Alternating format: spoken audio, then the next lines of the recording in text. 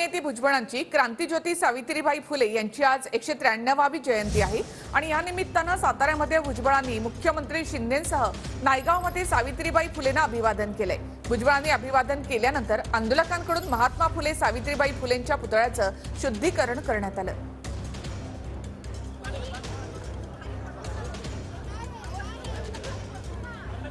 तर आज साताऱ्यामध्ये भुजबळांकडून सावित्रीबाईंना अभिवादन करण्यात आलं। त्यानंतर भुजबळांनी अभिवादन केल्यानंतर या पुतळ्याचं कार्यकर्त्यांकडून शुद्धीकरण करण्यात आलेलं आहे।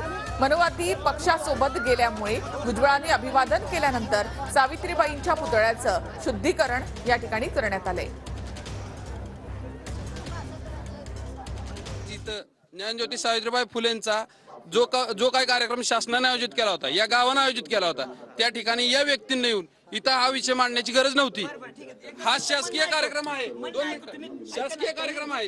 तुम्ही दुग्धाभिषेक का केला? हे स्मृतीस्थळ कुण्या एका गावाचं किंवा कुण्या एका समाजाच्या मालकीचं कोणी समजू नये हे पहिलं म्हणजे समाज कोणाला सांगू इच्छितो, ज्यांनी कोणी व्यक्त केले त्यांना। ह्या सावित्रीबाई ज्योती फुलेंचा जो स्मृती जयंतीचा कार्यक्रम असतो, ह्या कार्यक्रमाला मी दरवर्षी येत असतो, पण आत्ता विरोध करण्याचं कारण आत्ता सामाजिक